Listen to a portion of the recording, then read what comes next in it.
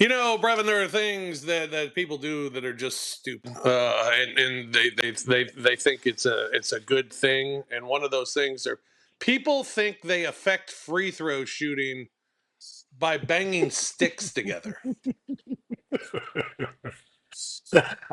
Listen, I love all of those things. Ring the bell, take your shirt off, show your belly. I, I, I, I love I love them all. Just bring it on. I It want to see how it creative we get. I want to see how creative we get as we move down the road because college has stepped a level up in yeah, what they do the behind big fat behind the heads. baskets. Fathead. I mean, that's so. One time they had one of the guys acting like he was having a baby. They had a doctor Oh there. yeah, They had the sheet over him, and the dude was shooting, and then they waited to act like they brought the baby out. That's, that's we had a whole other level with the yeah. the antics behind the basket. But it is amazing. It is amazing watching guys at that level, the professional level, with everything that is going on behind the basket and people screaming at the top of their lungs, thinking they're also affecting the free throw shots. And just how going through the rhythm and going through your routine, that it's just not affected at all. I mean, you can talk about it of being a professional basketball player, of being in gyms that are loud, and the crowd just not affecting you in a negative way. Well, the thing is, I guess I would tell fans is a lot of times we don't even see you. Yeah. Like the thing is, your focus is so much on the rim. Like I'm not looking. If I start to, it's like your eye. If I start to pick up on what you're doing back there, it's going to distort what's closer. So I don't even worry about trying to even see. Only thing I stop my sight is to look at that rim, Right. and that's pretty much it. And so it's but the thing is it's been going on forever. I enjoy the fact that all of us that are away from the game feel like we still can affect the game, because I say it's the same thing for us and what we do. We go out, we do our research, we do our prep, we get ready for games, but it doesn't influence 1 minute of 1 second of that basketball game. It's literally all we do is react to what has happened, and that's it. Like we all are in the same boat of we feel that we affect the game in some way, and so for fans, it's making the noise. Now, what it does help with is when you want to create some energy for yourself at home. Now that's when the fandom really is a positive or something that affects the game. When the fans are loud, engaged, the chants are there. When all of that is happening, oh, that's an effect on the game. Is that more an effect on you as a player than being on the road and a crowd going crazy for the home team? Yes, it affects both ways. That is when the crowd is going crazy, and it can be a sustained going crazy, and it's relevant to the scoreboard. Like sometimes people going crazy, the game is out of hand. I'm not. You can do whatever you want, just because some a lesser somebody that doesn't play much gets in and they do something like okay, that's fine. Let them cheer. Right. But when it is in the midst of a run and you're in a tight game and they're going, yeah, it's a pile on for the opponent. The points are going there, and this damn building is so loud I can't even think. So yes, it is a bonus to the home team, and it is a negative for the away team. Yeah. Welcome everyone to Night Court. This is the large program. We're doing it after dark again today, which is fantastic. Man, Ready for after the after dark. after dark show here tonight on the eve of the NBA Finals. We will talk a lot of NBA Finals coming up and some NBA news this week as well that we will get into. But a couple of things to clean up. One of them, I I have received my driver's license in the mail. Yeah. Yes. And they say up to 20 business days. It was up to 20 business days. I went back and looked, and it was like, okay, Man, take out the Saturdays and Sundays. Boy, they got this thing here at 20 days for real. man, I was running to the mailbox box every day, just thinking, I mean, it was like I was getting something exciting in the mail. I was running to the mailbox like, did it come today? Did it come today? Nope, didn't come today. Didn't come today. And I got something the other day and it looked like it, felt like it, and I was like, okay, this is it. This is it. It's here. And it's here. And it's Mhm. very clear on the driver's license. It says driver's license and it says this is not a real ID. Oh, they messed around with it. Okay. They All told right. you. You are, and now so that means every time you go to the airport at this point, well, once we start going, you'll just use your passport. But the thing that was getting on my nerves was every time I went through TSA and you give them your ID, they got to give you the spiel about getting the real ID. I'm like, Right. man, how you got to be tired of telling everybody this same thing, and I'm tired of hearing it. You beating me down with it. Tell your Yeah. bosses y'all got enough damn signs and commercials that tell people what's about to happen. Y'all Yeah. don't got to say it every single time. No, not every single time. Absolutely. And the thing is, I do have my real ID appointment for the first week of August. So Okay, I have an appointment, so I'll be able to go in and get that first week of and he's August. going and do it. Yeah, and it's here So in Memphis. So I don't have to drive 2 hours to go get one. It's here in Memphis that I'll be able to go get it and be done with that. So that's I'm gonna good. tell you the crazy part how that all changes. I never had to do. I got my real ID on a regular.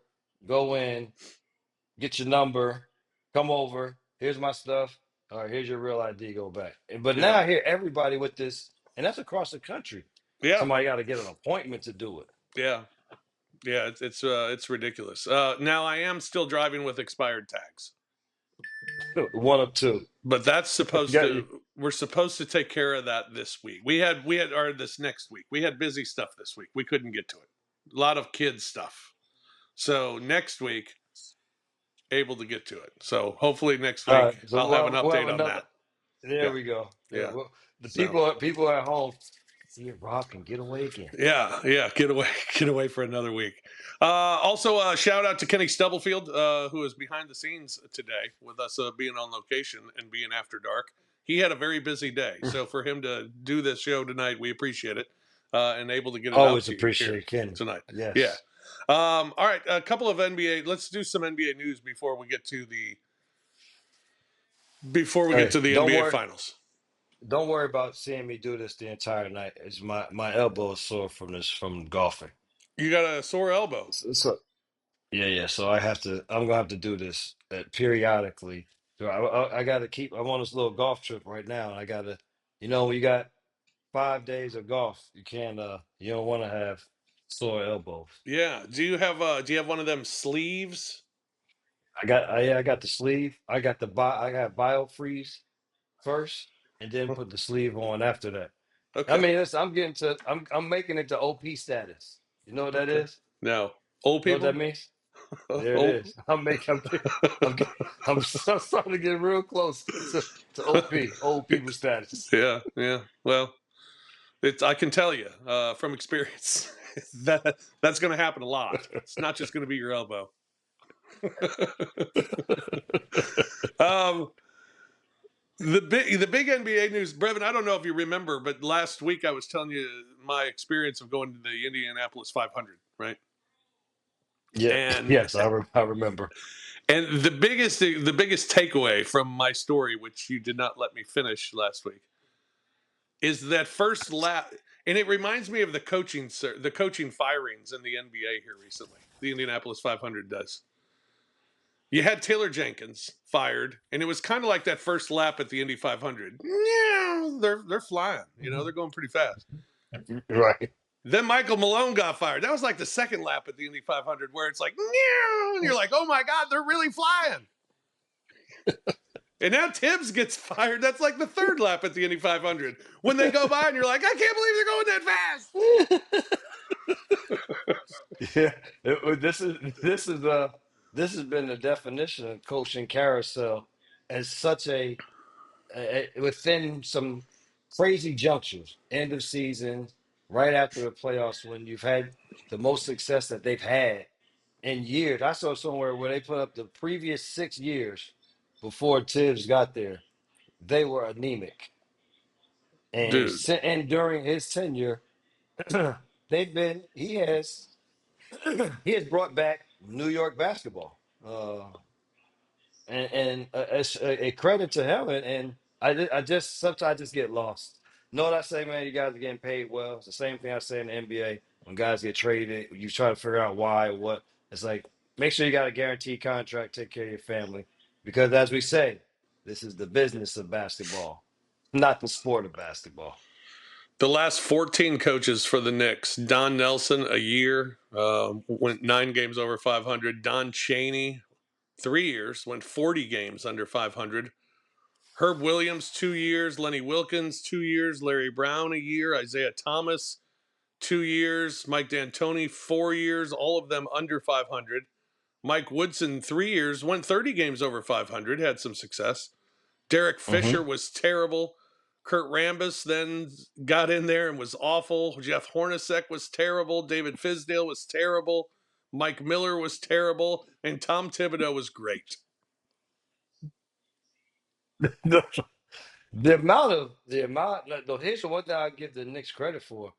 They don't mind hiring former players. No, that's true. Here's This, my thing, though, Brevin. I mean, uh, again, it's like every other NBA firing. I'm not surprised, or I'm not shocked. I'm surprised, but not shocked, just yes, because I've seen it happen yes, enough now. But my thought is, when you look at what Thibodeau's done with the Knicks, they continued to get better from missing the playoffs, yes. losing in the semis, getting to the Eastern Conference Finals, 250-win seasons back to back in those last 2 years. They were progressing every year to the point where they got to the Eastern Conference. Who are they to tell me that Tom Thibodeau's not the guy to get them over the top? Well, why not? Yeah, where's the evidence? Where's the evidence of it? And to be honest with you, they didn't have a championship roster. Like you just had people who really Exactly.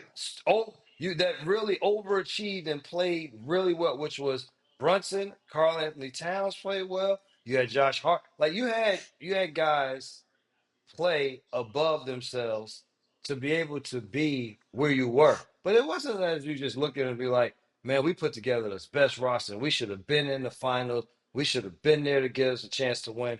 It's just, this was a to me it was a unrealistic firing. That's what I start to call some of these. As you said, not surprised, but shocked. And when you make this a statement of we need someone to take us over the top. Okay, well, Steve Kerr's not available. Spolstra's not available. Who else is Yeah. there? I mean, who else Well, do you think is? I mean, is it just a different voice? I mean, the Cleveland Cavaliers thought that Kenny Atkinson, a different voice, was what they needed from JB Bickerstaff, a guy to get them to the next level, and he got them a nice, much better regular season record, but he didn't take that's him to it. the next level by any stretch of the imagination. There's no, and even with the other two guys that you say, you think about them, they're situational basketball. Eric Spoelstra in Miami, they created a culture of how they're going to play and what they're going to do. And so there was the stability of that situation. And then with Steve Kerr, it has just been the constant of having great players, but the constant of Steph Curry, Draymond Green, and then you had KD, you had Klay Thompson for some time, the Iguodala was in. Like you were able to there those two guys are guys who are in very stable situations.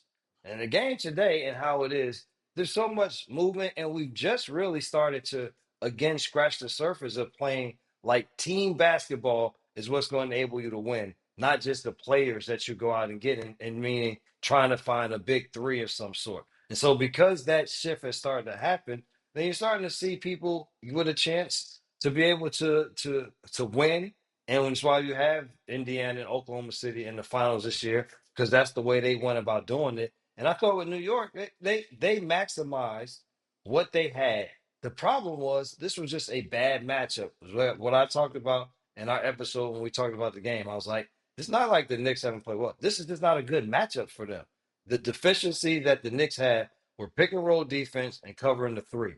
Well, those are two areas that Indiana does a great job of doing, and they push the basketball. And so it was, and they at one all of a sudden, I said, when you ever make a team have to make a drastic change, the drastic change for the Knicks was all of a sudden you watching DeLon Wright play regular minutes on the floor. That wasn't something that happened. They made him change the starting lineup to put Mitchell Robinson in and take Josh Hart out. So the realization was just that the Knicks team wasn't better than Indiana to for them to be able to win. Yeah, yeah. No, I agree with you, and I think when I ask you where do the Knicks and the Timberwolves, who were also eliminated, where they go from here, the Knicks, it feels like to me, and you said it that they maximized what they were capable of. I think they've hit a ceiling. I mean, I think this was their ceiling. I don't know if this team can achieve more, whether it's Thibodeau or a different coach. I don't think it matters. I think they need to add to what they have right now, and a lot of that has to do with the depth being better than the guys that they have that were playing late game situations or playing more minutes in those last few games, like the guys that you mentioned. And they need more size. They're Yeah, also a small basketball team. That's the other thing. That's the issue. And if you're going to keep Brunson and Karl Anthony Towns, then you're going to have to come up with some defensive scheme or things that they can do that gives your team a better chance to be successful on the defensive side. Because at the end of the day, they just picked on those two guys to be able to find good offense. And so, but yeah, you make a couple of changes here and there with your roster, then you get it better. But now it's got to be changes in the roster. I guess what their mindset is, if we're gonna have this changeover in the roster in some way, we're gonna do whatever. We might as well just do it with somebody new at this point instead of waiting to do it at a later junction. yeah. And one of the favorites to land the job in New York is Taylor Jenkins. Sure, there's the guy to get you to the next level. That's why he was fired in Memphis. Well, this game is a funny game in that way. And only because of what you just said was that he doesn't have the track record that says I can get you over the top. If you're saying that's the reason why you got Exactly. rid of Tibbs, Yeah. if that's and it's not, but what he does, what his track record does say is if you have a young basketball team and you want to get them to play winning basketball, he's been able to do that. Like that is what's a proven thing. And I think that as he continues with his coaching career, he can become a coach that is able to get your team over the hump. And I think that it'll just be what comes more with time, the feel of the game, because that's the one thing I think what sets those coaches apart is that you go in with a game plan, but while the game is evolving and going on, there's something else that now clicks in for you because you feel it, you see it differently, and I think that he has the capability of being one of those. Who won the Cat and Randall trade? I think it was a stalemate. If anything, uh, I don't know how you say one over the other because both teams got to the same point of the season. Uh, and so you look back and say, Minnesota, did they get better? They got better. Yeah. They were able to and a lot of why they got better was because how good Julius Randle was all year. Like yes, in the playoffs there was a little bit of a drop off, but throughout the season, why they were able to finish the year the way that they did was because Julius Randle was productive, not just offensively, but he was productive on the defensive side also, and was able to use his physicality that they needed on their team to be able to put them over the top. So I would say that his individual play did that. And then if you look at the New York Knicks, you said in terms of void of offensive talent to get it done yourself. Now they got some guys that can give you something here and there, but they really only had Brunson was a guy who created his own offense. And so Carl Town goes there and he does a fantastic job of giving them the Robin to their Batman. Yeah. And he was fine with the role. And he not until later in the year did he start with the fouls again. But until then, he had done a good job even with that and making shots, getting to the basket, not just being one dimensional. So I think both. I think it was an even swap because both teams got better because of the play of both of those individuals. The Phoenix Suns have hired Jordan Ott as their new head coach. Do I don't I saw that on the TV and I don't know. Cavaliers And assistant. it could be. It probably could be somebody that I know in terms like when I see them, but the Yeah, name doesn't ring a bell. no. Suns are going all in on I don't. let's just try to suck, maybe. I don't. Yeah, I don't. I don't know what. I don't know. Maybe the son said we tried the established coach. Yeah, We'll now we'll go back and we'll start with somebody fresh and new, and maybe his voice can inspire guys. But they, I mean, they have some real roster situations to deal with their team, and are they going to continue to ride as they are? And if they do, I'll have to say like this is like somebody just literally going up to the wall and just banging your head against the wall over and over again. If yeah. they bring that team back, KD, they're pursuing a deal regarding KD, and they're apparently, according to reports, lowering their asking price for KD.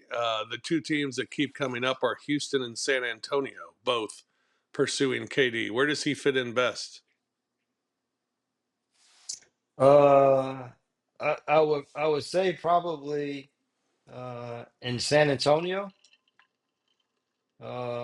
I think in Houston, I don't think you want to. Um, Stifle the growth of the young fella, the Thompson twin, by make relegating him to a different position than being your small forward or a guy that fluctuates between those roles. In San Antonio, I think it gives them a another go to. It gives them a go to play. Now, in all these scenarios, we don't know what each team is going to give up. Right. Like each team is going to have to give up something to do it. I think in San Antonio, he can be an aid to the young players that they have on that basketball team, meaning Wimby, Castle. They keep him. You don't know what with Fox. Somebody's going to be in the deal Yeah. that goes back and forth. But I think San Antonio would be uh, a better fit, even though everybody would probably say, well, Houston is closer to winning the championship. I'm like, San Antonio don't have to be that far off from a championship with the parity that there is in the league. It all comes down to the health. If Fox is healthy and Wemby is healthy, that is a big time twosome. And if you throw Kevin Durant in that mix, like I said, we don't know of the other people. Then that just, I mean, that puts you into a position of, hey, if things fall the right way, why not us? Right. One other NBA note that is maybe the most exciting news of the week. The All Star game next year will be some form of U.S. against the world. Yay! That'll be awesome. That should fix everything. So that's cool. So it's this now. This is what I'll say. At some point in time, they're going to have to choose something and stick with it, or just just play the game the way that they have been playing it. Because you can't keep responding to the uproar of what people are going to say.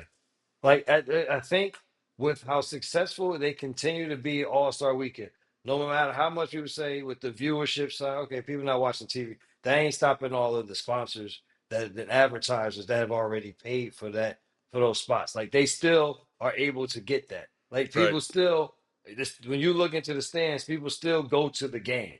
Like people still flock to those cities.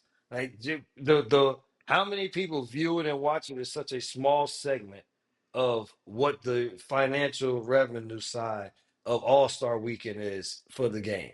And so, but the thing is to just keep flip. Well, people got mad. Let's try this. Then just settle in on something, and then just let it be what it is. Yeah. All right. NBA finals are set. The Indiana Pacers taking on the Oklahoma City Thunder. Brevin, for how much the Pacers have been terrific throughout this postseason, for how much I want to see as much basketball as possible. I'd love to see a 7 game series. And for how much I love the underdog. For all of those things. Every time I think of what the Pacers do really well, Oklahoma City does it better. Mhm. And I just can't come up with a way to see Indiana winning this series. I just can't. Oklahoma City's been the best team. Oklahoma City, amazing stat. They were 29-1 against the Eastern Conference this year. 29-1. They haven't lost more than 4 games. They haven't lost 4 games in a 7-game span all season.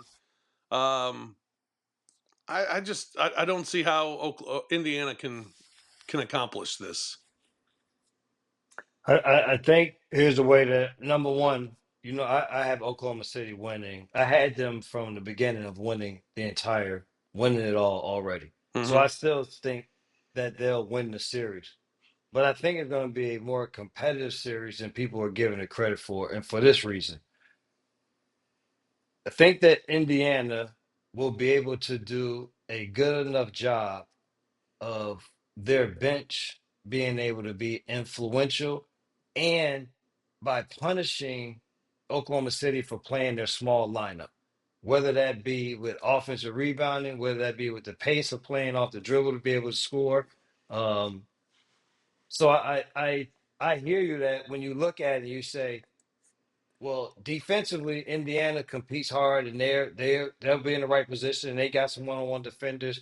Oklahoma City probably was just a little bit better because of the way they rotate, the way that they're on a string. When guys start moving, the guys start going this way. It's like they do that old thing where they tie a string around everybody's waist, tie a Hmm. string, and you pull it the distance you want it to be. So whenever somebody moves or does something, we all got to move because that's how connected we are with the physical around our waist. They do it without the physical. It's the imaginary. But when somebody is moving, they're moving.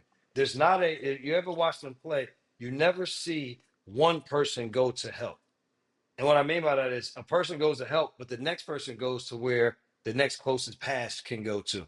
The next person moves to that one also. And so um, at the end of the day, I think Oklahoma City is better, but Indiana has enough weapons with their bench and using their size and athleticism to be able to influence the game. And so I think it'll be interesting. And I never underestimate a healthy basketball team with a chip on their shoulder and who's been playing well for an extended period of time and have won in all different ways. They've won in coming back from down 20.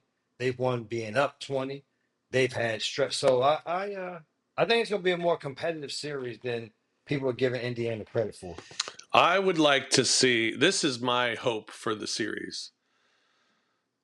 I hope the Pacers can keep games close because I want to see what Oklahoma City does down the stretch of games. They've had one close game in this postseason, and they shit the bed against Denver. Right. We talked about it a lot about the coaching The decisions and decisions. what they Yeah. did down the stretch of that game. This season, when they had close games, they did not have a great record. And why is that? Because they blew everybody out all season. They haven't Yes. they haven't had Yes. close games. So what happens? I want to see Oklahoma City put in a pressurized situation and see how they can how they can get a victory when they are put in a stressful, high pressured, leverage situation, and see what they can do. That's what I would like to see, and I hope I do see that. I have a feeling that the series could go 5 games and all of them being blowouts. Because we've seen Oklahoma City have a clunker in a couple of series where they've lost by 30 points, but um, I don't know. I think just my head says Oklahoma City's going to win this series, and they're going to win this series easily. But I hope it goes long. I want to see as much basketball as possible. I don't have a team that I'm rooting for. I just want to see a good Right. series, and I hope the Pacers can make it that. Well, here's the other thing where the Indiana Pacers have have an advantage or they have a little something else up their sleeve is Rick Carlisle. Yes. Yeah, I think that he and his staff, I think that they can do a good enough job to give Indiana those chances. And that's something that, we don't, we talk all about how bad somebody does and they didn't do. Well, you can talk a lot about what he has done that has gotten this team to this point. So I think that that's another, it could be another positive for Indiana to give them even a more chance to have these end of game situations. And now, as much as it's a player situation, is just how well these two coaches Yeah. respond in those situations. Yeah. Well, it'll be fun. I'm going. I'm going to go OKC in 5. No, I won't go. I will go OKC in 6. I wouldn't be surprised at all if it went 7 games. Hmm. Well, that'd be nice. I hope it does. The NHL Stanley Cup final got started tonight. The Edmonton Oilers winning in overtime over the Florida Boy, Panthers. they got out to. I mean, they scored the first goal in like seconds. Yeah. I'm sitting there and I'm watching it because this is this is the time where I watch the other sports for Yeah. me, and then all of a sudden I'm like, oh shut Edmonton, the crowd was amazing. Yeah. It was I mean, and not just the crowd in the arena, the people outside. It was wild, and so that was fun to see. But then Florida gets 2 goals like this in the Yeah. first. It's like bang bang, and I'm like, oh okay, here we go. Here it goes. Florida's gonna do their thing, and then boy, it was fun to watch.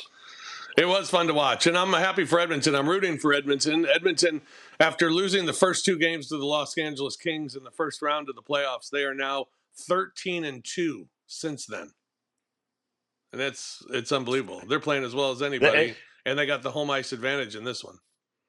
let me tell you the cool part about that, Roberto, is when you get on those type streaks, it's like you every time you step on whatever the playing field is, you just know you're gonna win.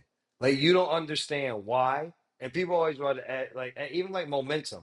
Like they want to add like how does it happen? So I don't know how. There's just something in the atmosphere or whatever that we get this spirit. Like how is because it's like it's not just one guy making these threes. They got everybody making threes. Like how is that happening? It's like it's whatever that is that's there. It happens, and I think that is what has transpired in this. Scotty Scheffler won again, third time this season, defending his title at the Memorial, and he did it again with ease. It wasn't even close. I mean, he's making these tournaments not fun to watch on Sunday. That's the bad part, and I think that is what eventually what the PGA started to realize was that if we don't have the other guy, any of the other guys playing well enough of the main names, this guy is going to continue to run away with it because so many guys have gone to live. Your other big name players have gone. They haven't been able to find consistent players on the PGA to consistently challenge him. And you think about these guys got lucky because he started the year with the hurt hand. He didn't play in the beginning. And then once he came back, it was like getting used to just hitting the ball. And so it allowed other people to win tournaments. And now that it's like he feels like he's like rounded into form, it's like y'all don't even have a chance. It's like you sit there and it's just like, even if he has a bet, the thing when you know somebody is great is even when they don't play well, you still feel like, oh, sorry, when he plays tomorrow, he's about to catch them. Yeah. It's like 8 holes to go. He's down by 5 strokes. You're like, we can still do this. I think he can do it. Yeah. I mean, it might be too much pressure for them, and there's no pressure for him. He has been. It is. I will wait to see how long, but it's almost going to look tigerish with in terms of the wins. Like the how the it's he does it his way. He's not. It's just he just plays golf and he's better. He's just better. But the way that he goes and when he steps into the tournament, this is what I always say. What set Tiger apart was no matter when, where there was a tournament and he was playing, he was expected to win. Yeah. And that's the point that Scotty Scheffler is at this point. Yeah. And the odds reflect that. I mean, you can't get a good price on Scotty Scheffler at all to win a tournament. And then when you're talking about Right. winning in golf, I mean, betting a guy to win, you expect it to be really good odds in your favor. but not if it's Scotty Scheffler. It's That's pretty amazing what he's doing right now. yep. All right, I got a toast today on the Uh-oh. show. Okay. You What we got? familiar with the Colorado Rockies? The Colorado Rockies of the Major League Yeah. Baseball. Yeah, You hit home runs there really easily because of yeah. the air. Well, they lost their 50th game of the season on Sunday to fall to 9-50 on the year. Bro, I didn't even know I didn't even know they played 50 games yet. Yeah, they've played 15. They've Jeez. played 59, and they've lost 59. 50 of them. However, they came back Monday, won their 10th. Tuesday won their 11th, and today won their 12th of the season as they got a series sweep. It's the first time in 24 series that they've won a series against a team. Who they beat? The Miami Marlins Fired. hired today. Manager fired. Yeah. Listen, you got to go win. Miami, I don't know if things have changed, but I know for the longest they don't even get people to come to the games. I think they For had their baseball game. 147 the other day. It was awful looking. It's like, so the people already don't come to the game, and now we're gonna play against the 9-50 Colorado Rockies, Yeah. and we get swept. Swept. Yes. I think they're gonna start being in relocation hearings soon in Miami. Man, I would hope so. That is just dismal. But congratulations to the Colorado Rockies. Shout out to the Colorado Rockies. Yeah, shout out. I got my